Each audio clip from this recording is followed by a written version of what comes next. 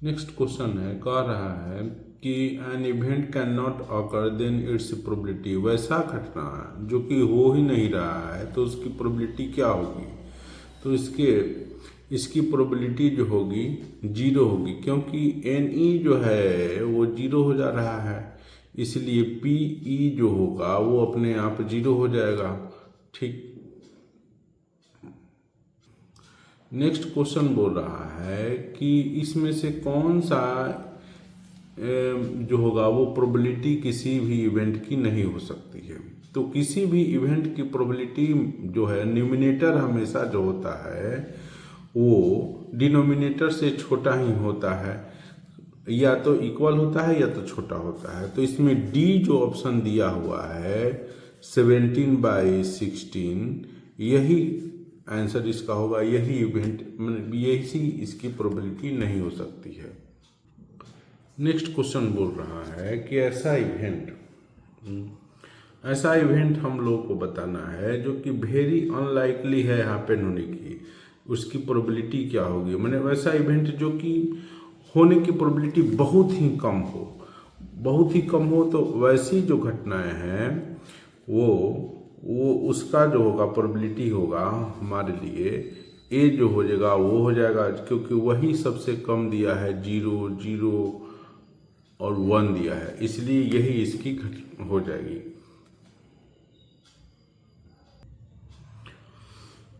Next जो question कह रहा है कि प्रोबेबिलिटी किसी इवेंट की पी है तो उसकी कॉम्प्लीमेंट्री इवेंट की प्रोबेबिलिटी क्या होगी। तो सभी की जोड़ने पर इवेंट या उसके कॉम्प्लीमेंट्री इवेंट की जोड़ने पर 1 होती है, और इधर इस तरफ आ जाएगा तो वो क्या हो जाएगा 1 हो जाएगा। तो इसलिए जैसे कि यही है कोई इवेंट P1, P2, P3, इसी तरह अगर हम जोड़ेंगे तो सभी का 1 होगा, ये सभी कॉम्प्लीमेंट्री हैं। इसलिए यहाँ पर P2 और P3 करेंगे 1 - P1 हो जाएगा। इस तरह हम देखते हैं तो ये जो है इसकी आंसर जो होगा वो 1 - PC जो है वही होगा। नेक्स्ट क्वेश्चन 16 बोल रहा है कि प्रोबेबिलिटी जो है एक्सप्रेस किया जाएगा परसेंटेज के रूप में किसी पार्टिकुलर ऑकरेंस का, उसको किस तरह हम लोग एक्सप्रेस नहीं कर सकते हैं। तो उसको जो इसमें ऑप्शन बी दिया हुआ है, बी, वो लेस देन 0 है, तो लेस देन 0 के रूप में तो हम इसको एक्सप्रेस नहीं कर सकते हैं, इसीलिए हम इसको बी जो आंसर है उसी को रूप में हम बी जो आंसर है उसी को वही आंसर हमारा हो जाएगा, जो कि लिखा है लेस देन 0, देन 0। ठीक। 17 कह रहा है कि पी ए जो है डिनोट करता है प्रोबेबिलिटी किसी घटना की, तो इसमें प्रोबेबिलिटी क्या होगी किसी घटना की बोल रहा है। तो प्रोबेबिलिटी कभी भी हमेशा, प्रोबेबिलिटी याद रखिए, प्रोबेबिलिटी कभी भी हमेशा 0 के इक्वल होगा या 0 से बड़ा होगा, और 1 के इक्वल होगा या 1 से छोटा होगा। तो इस स्थिति में सी जो आंसर दिया हुआ है वही सही होगा, जैसे कि 0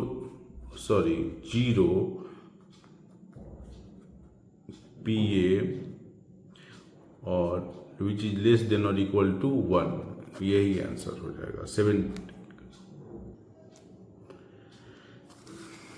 नेक्स्ट बता रहा है कि एक कार्ड है उसमें से 52 कार्ड हैं, उसमें से प्रोबेबिलिटी निकालना है कि रेड का फेस कार्ड हो।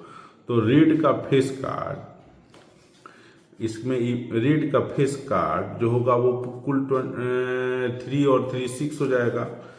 तो इसमें इवेंट क्या होगा 3 + 3 हो जाएगा यानी 6, और NS जो है वो दिया ही है 52।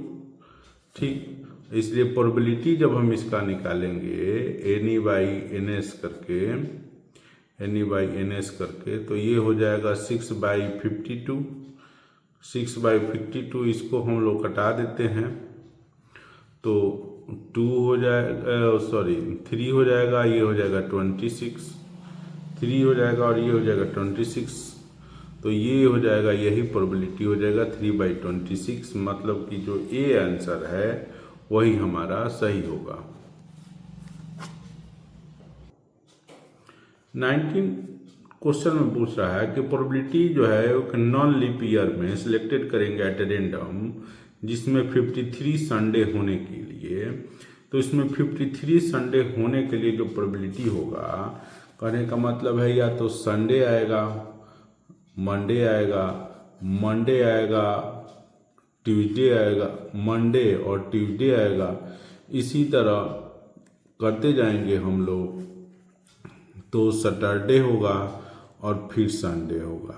इसी तरह टोटल इवेंट जो होगा, ये पूरा टोटल इवेंट जो है NS, वो हो जाएगा हमारा टोटल इवेंट, वो हो जाएगा 2, और एनी जो होगा जिसमें संडे हो ऑकर कर रहा हो, सॉरी, टोटल इवेंट जो हो जाएगा 7 हो जाएगा, और एनी जो होगा 2 ठो संडे आएगा, जैसे कि एक संडे मंडे आ रहा है, एक सैटरडे संडे आ रहा है, तो एनी जो हुआ हमारा 2 हुआ। तो इसकी प्रोबेबिलिटी जब हम लोग निकालेंगे P = NE/NS, तो ये हो जाएगा 2/7। तो 2/7 ऑप्शन बी में है, तो वही ऑप्शन बी जो है हमारा करेक्ट होगा आंसर। नेक्स्ट क्वेश्चन बोल रहा है कि एक डाई को उछाला जाता है, तो कह रहा है कि वैसे घटना के इवेंट निकालना है, इवेंट बताना है प्रोबेबिलिटी की, जिसमें जो नंबर हो वो 3 से कम हो, नंबर हो वो 3 से कम हो, तो नंबर 3 से कम और वो भी ऑड हो, तो वो तो एक ही नंबर होगा। ठीक, तो एनी जो है हमारा 1 हो जाएगा, और NS जो है वो हमारा 6 होगा। ठीक, अब इसकी अगर हम प्रोबेबिलिटी निकालते हैं, प्रोबेबिलिटी NE/NS करते हैं, तो ये हो जाएगा 1 और ये हो जाएगा 6, तो यही हो जाएगा, मतलब कि ए जो है इसमें दिया हुआ वही आंसर सही होगा। नेक्स्ट क्वेश्चन बोल रहा है कि कार्ड को निकाला गया 52 कार्ड में से, तो इवेंट ई बताना है। कह रहा है कि इवेंट जो होगा वो एस का हार्ट का एस नहीं होना चाहिए। तो इसमें से नंबर ऑफ आउटकम क्या होगा? टोटल तो जानते ही हैं हम लोग, टोटल जो कार्ड होते हैं वो 52 होते हैं, और उसमें से एक हार्ट का एक ही एस होगा, तो वो अगर हम लोग घटा देंगे इसमें से, वो नहीं होना चाहिए, तो वो 51 होगा। तो कहने का मतलब 51 ही आंसर हो जाएगा, वही और टोटल नंबर ऑफ इवेंट हो जाएगा जो कि एस ना है। ये ऐसा जो ऑप्शन जो है वो डी में दिया हुआ है, तो डी ही हमारा सही है। 22 क्वेश्चन या नेक्स्ट क्वेश्चन बोल रहा है कि probability of getting a bad egg in a lot of 400 is 0.035। The number of bad eggs in a lot is, कहने का अर्थ है कि प्रोबेबिलिटी जो है बैड एग लेने की या निकालने की किसी लॉट में से जिसमें 400 पूरे 400 एग्स हैं, वह है 0.035। तो उसमें बैड एग्स की नंबर निकालना है। तो इसको PE को इसी तरह लिख देंगे, वो दिया है जिसे 0.035 दिया है। ठीक, अब इसको हम लोग कन्वर्ट करेंगे डेसिमल से फ्रैक्शन में, तो 3, 5 और 1, 0, 0, 0 हो गया। इसको हम लोग कटाते हैं तो देखते हैं क्या आता है। ये 7 हो जाएगा और ये हो जाएगा 200 होगा।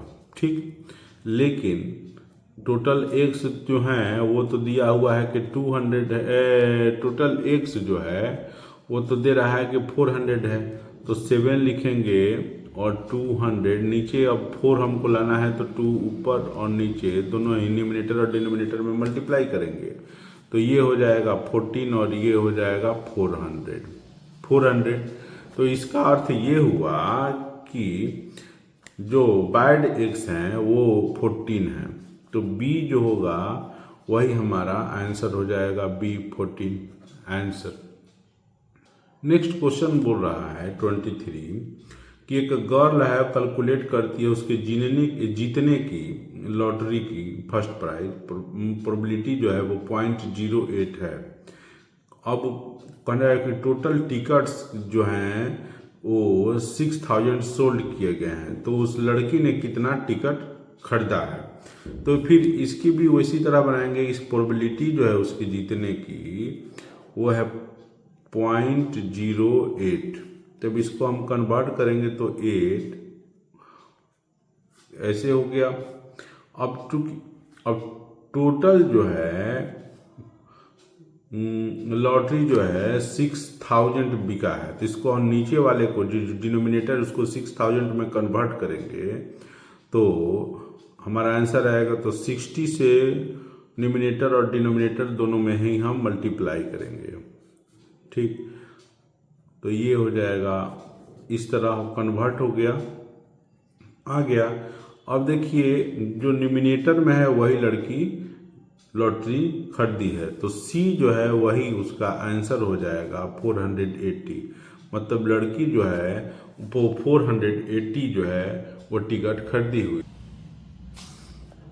नेक्स्ट क्वेश्चन कह रहा है कि एक टिकट निकाला जा रहा है बैग से एट रेंडम, जिसमें 1 से 40 तक नंबर लिखे हुए हैं, तो वो 5 का ही मल्टीपल होगा वो निकालना है, ठीक। तो यहाँ पर NS जो है वो 40 हो जाएगा क्योंकि 1 से 40 तक है, और 5 का मल्टीपल जो होगा वो देख लेते हैं कितना होगा। 5 का मल्टीपल 5, 10, 15, 20, 25, 30, 35, 14। तो इस तरह हम कैलकुलेट करते हैं तो 8 होगा मल्टीपल 5 का। अब इसकी प्रोबेबिलिटी निकाल लेते हैं हम लोग, PENE बाई NS कर देते हैं। तो NE क्या हो गया 8 हो गया और ये हो गया 40। अब इसको करेंगे डिवाइड तो ये हो जाएगा 5, 1/5 होगा। यही हमारा 24 का आंसर हो जाएगा 1/5।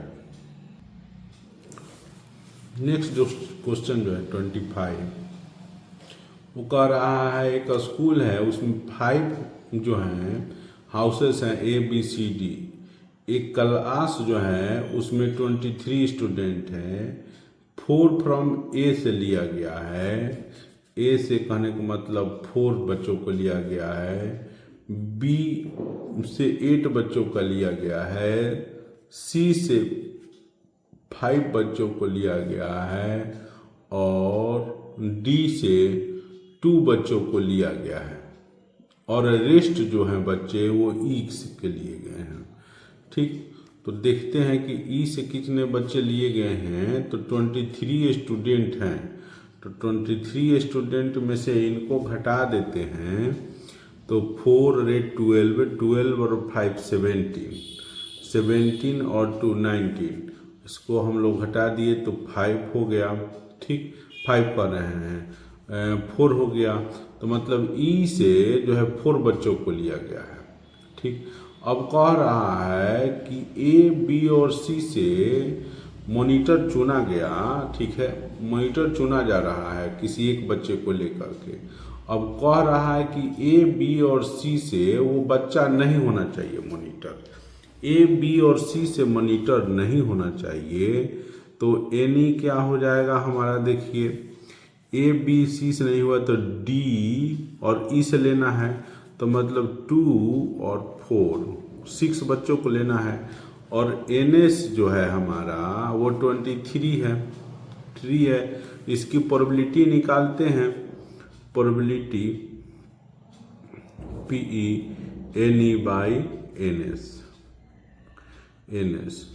तो ये हो गया हमारा 6/23।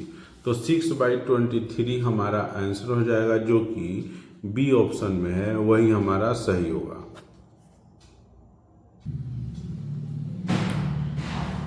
नेक्स्ट क्वेश्चन बोल रहा है कि एक फैमिली है उसमें 3 बच्चे हैं, उसमें से कह रहा है कि एक भी लड़की नहीं होनी चाहिए, या एक लड़की होनी चाहिए, या 2 लड़की होनी चाहिए, या 3 लड़की होनी चाहिए, ठीक। तो इसमें प्रोबेबिलिटी क्या हो गई, तो इसकी प्रोबेबिलिटी जो है सभी केसों में 1/4 होगा। क्या ये करेक्ट है या नहीं इनकरेक्ट है, इसी को हमको बताना है। ठीक, तो ये थोड़ा सा दूसरी तरह का क्वेश्चन है, तो इसको हम लोग इस तरह देख लेते हैं। अगर मान लीजिए बच्चा होगा तो बॉय होगा या तो गर्ल होगा। ठीक, बॉय होगा या तो गर्ल होगा, फिर इसी तरह बॉय होगा या तो गर्ल होगा। इसी तरह 3 बच्चे में या तो बॉय या गर्ल या बॉय हो सकते हैं। अब इसको हम मल्टीप्लाई करते हैं कार्टेशियन प्रोडक्ट से, तो देखते हैं क्या आ रहा है। फर्स्ट में करते हैं तो बॉय बॉय हो जाएगा और गर्ल बॉय, फिर करेंगे तो बॉय गर्ल गर्ल गर्ल, और फिर ये बॉय गर्ल इसी तरह है। अब इसको मल्टीप्लाई करते हैं तो हमारा आएगा B B B, G B B, B G B, G G B, और इससे करेंगे तो हो जाएगा B B G, G B B, sorry G B G, और बी जी जी, और फिर जी जी जी। ठीक, अब इसमें देख लेते हैं हम कि हमारा इवेंट कितना है। टोटल नंबर ऑफ इवेंट कितना है, 1 2 3 4 5 6 7 8, तो 8 हुआ। NS जो है हमारा वो आ गया 8। ठीक, अब कह रहा है इसमें कि कोई लड़की नहीं हो। कोई लड़की नहीं हो तो सिर्फ यही एक ऐसा है जिसमें कोई लड़की नहीं है, तो एनी जो है इसमें हो जाएगा 1। अब इसकी अगर हम प्रोबेबिलिटी निकालेंगे, प्रोबेबिलिटी, तो ये हो जाएगा एनी बाई NS, जो कि हो जाएगा 1/8। इस तरह ये 1/4 तो आ नहीं रहा है, सभी कह रहा है कि सभी केस में 1/4 है प्रोबेबिलिटी आना चाहिए, तो ये तो नहीं होगा। इसलिए आंसर हमारा होगा it is not possible, it is not possible.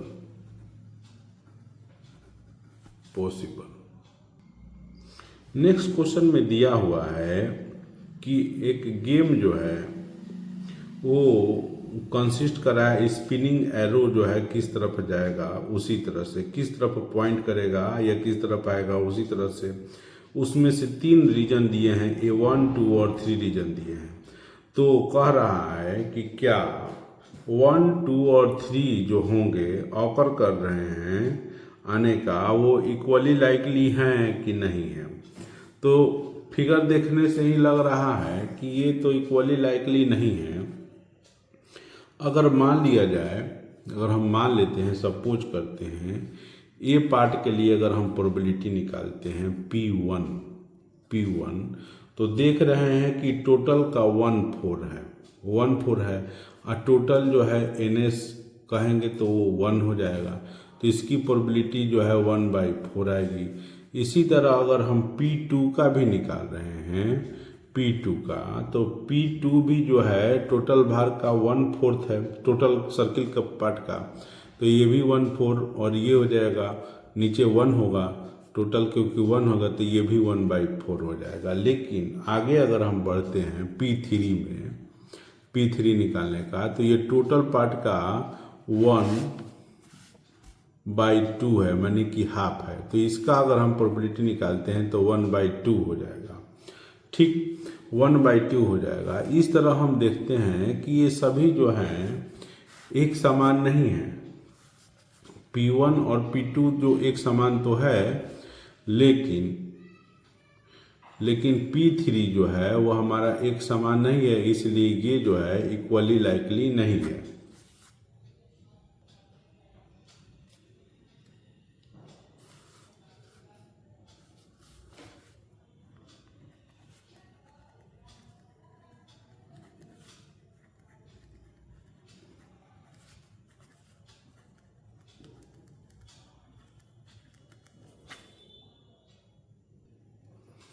Next question बोल रहा है कि अपूर्वा जो है ठीक 2 डाइस को थ्रो कर रही है और दोनों को मल्टीप्लाई कर रही है और पीहू जो है वो 1 डाई थ्रो कर रहा है, लेकिन वो उसका स्क्वायर कर रहा है। तो किसका बेटर चांस है कि 36 है। तो देखिए ये जो अपूर्व कर रहा है वो 1 इस तरह होगा, मल्टीप्लाई का 1 2 एंड सो ऑन 1 6, यहाँ पर 2 1 होगा, 2 2 होगा, इसी तरह 2 6 हो जाएगा एंड सो ऑन। लास्ट में आएगा 6 1 6 2 और 6 6 होगा। ठीक, तो अपूर्व के लिए यही एक ऐसा नंबर है कि 6 × 6 करेंगे तो 36 आएगा। इसलिए 4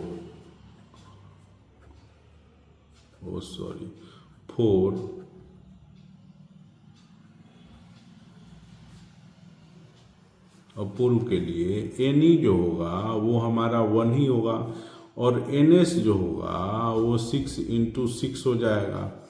ठीक, इसकी प्रोबेबिलिटी निकालते हैं हम लोग पीई, तो ये हो जाएगा एनी बाई एनएस, मतलब 1/36।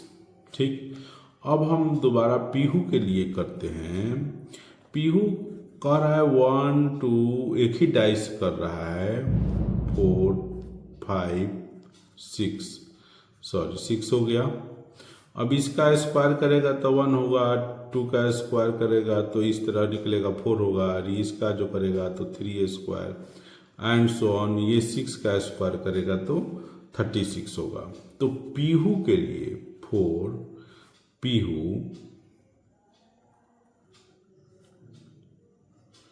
पीहू के लिए हमारा एनी जो होगा वो भी 1 ही होगा, क्योंकि एक इसी में आएगा 1, लेकिन इसकी जो सैंपल है, नंबर ऑफ सैंपल, वो हो जाएगा 6।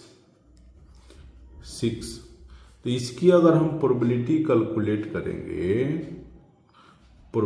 तो एनी बाई एनएस करेंगे,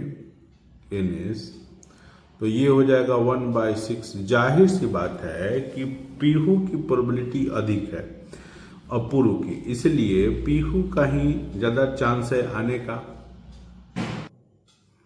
नेक्स्ट क्वेश्चन बोल रहा है कि एक स्टूडेंट है, कह रहा है कि अगर तुम थ्रो करोगे डाई को तो 1 आने की और 1 नहीं आने की प्रोबेबिलिटी जो है वो इक्वल है 1/2 के, दोनों ही केसों में।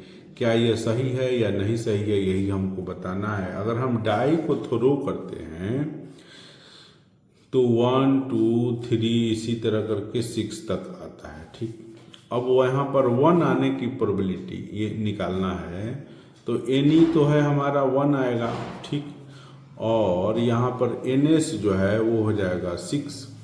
तो यहाँ पर अगर हम पी निकालते हैं तो एनी बाई एनएस करते हैं तो ये 1 हुआ और ये 6 हुआ। इसी तरह नहीं आने की जो इवेंट होगा, 1 नहीं आने का होगा 5। ठीक, और एनएस तो वही रहेगा 6। अब इसको हम करते हैं, निकालते हैं प्रोबेबिलिटी, तो ये हो जाएगा, देखते हैं एनएस, ये हो जाएगा 5/6। अब देखिए दोनों ही की प्रोबेबिलिटियाँ जो हैं मैच नहीं कर रही हैं, या 1/2 नहीं है, 1/2 नहीं है, इसलिए हम कह सकते हैं कि यह जो है आंसर जो है करेक्ट नहीं है। It is not correct justified.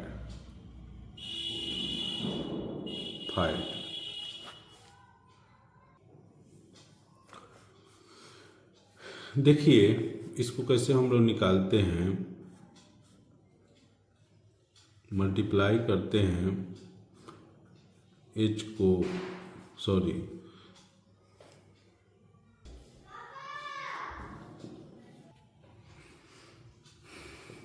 Question में बोल रहा है कि मैंने 3 कॉइन को उछाला, कह रहा है उनका पॉसिबल आउटकम जो होगा नो हेड, 1 हेड, 2 हेड और 3 हेड। इसलिए सो आई से दैट नो हेड आने की जो प्रोबेबिलिटी है वो 1/4 है। क्या ये सही है या गलत है, यही हम लोग को निकालना है। मतलब कि एक भी हेड नहीं आए, में सब टेल आए। ठीक, तो इसको जब हम लोग निकालेंगे इसमें, तो NS जो हो जाएगा वो 8 हो जाएगा।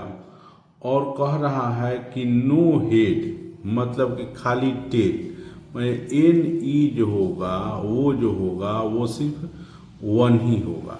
इसकी जब हम प्रोबेबिलिटी निकालते हैं PE, तो NE/NS करके निकाल देते हैं, तो ये 1/8 होता है। इसलिए ये 1/4 के तो इक्वल तो है नहीं, इसलिए यह रॉन्ग होगा। It is wrong. अब देखिए इसका कैलकुलेशन कैसे होता है या कैसे हम लोग निकालते हैं हेड या टेल है, उसको हम एक बार डिटेल में देख लेते हैं। इसको हम लोग कार्टेशियन प्रोडक्ट से निकालते हैं। एच से पहले करेंगे इसको मल्टीप्लाई, तो एच होगा, फिर करेंगे तो TH होगा, फिर T से करते हैं तो HT होगा, फिर करेंगे इससे तो TT होगा। लेकिन ये तो अभी भी बचा हुआ है HT। अब इससे करना है, इससे एक बार सब में करेंगे तो H हो जाएगा,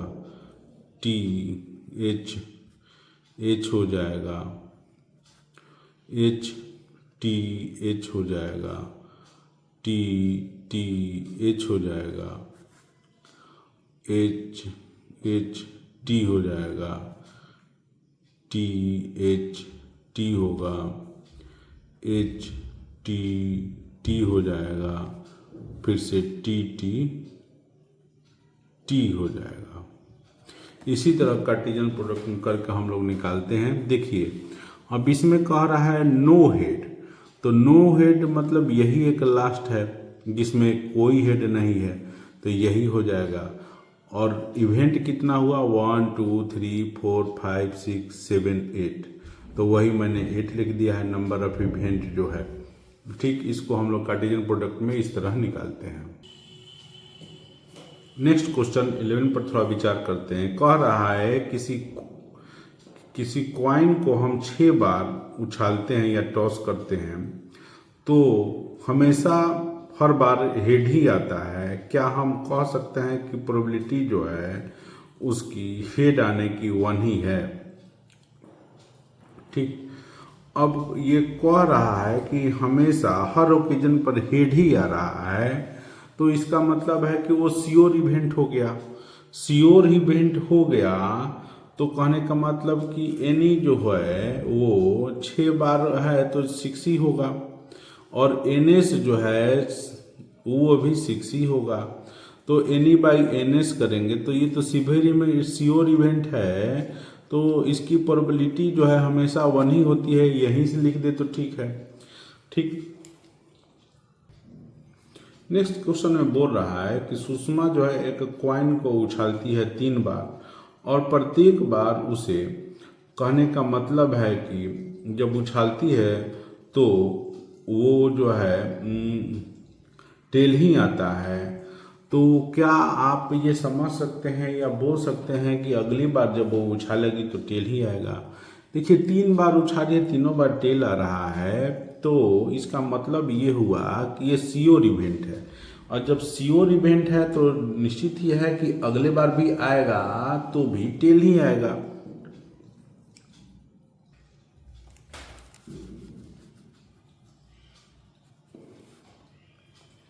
yes, it is sure event.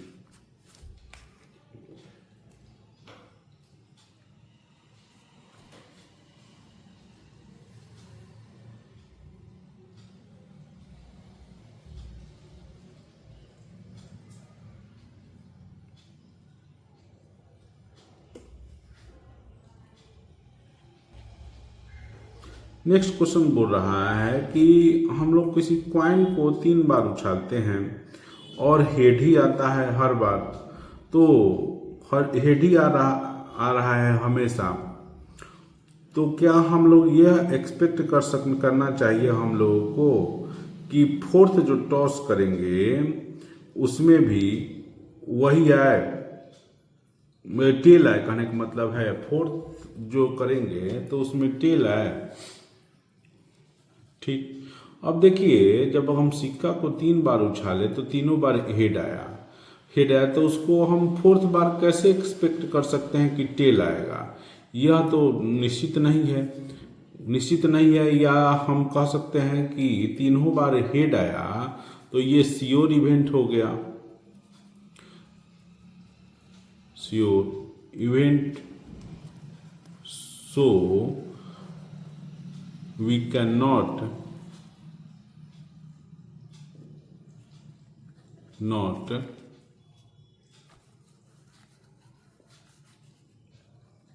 expect to come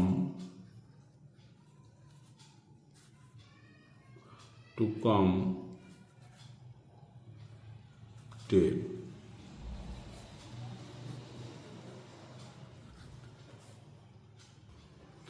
14 question की तरफ अगर हम विचार करें तो ये कह रहा है एक स्लिप है जो 1 से 100 उस पर लिखा हुआ है। फातिमा स्लिप से एट रेंडम स्लिप को एक स्लिप निकालती है बैग से, तो वो ऑड होगा या इवन होगा यही देखना है। तो सिंस कह रहा है सिचुएशन जो है 2 पॉसिबल आउटकम, 2 पॉसिबल आउटकम ही हैं, इसलिए प्रोबेबिलिटी क्या है प्रत्येक स्थिति में 1/2 होगा। जस्टिफाई करें। अब देखिए कह रहा है या लगा दे रहा है। जब या लगा दिया कि इवन या ऑड है, तो इवन या ऑड तो 1 से जो भी नंबर होती हैं या तो इवन होती हैं या तो ऑड होती हैं, तो इस तरह तो ये तो श्योर इवेंट हो गया। ठीक, श्योर इवेंट हो गया, तो श्योर इवेंट हो गया, तो ये 1/2 इसकी प्रोबेबिलिटी कैसी होगी? Since all numbers are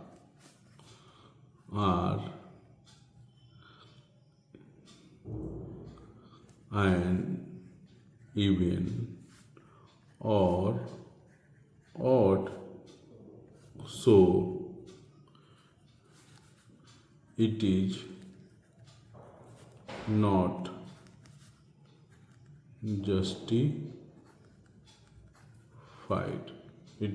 justified to get 1/2।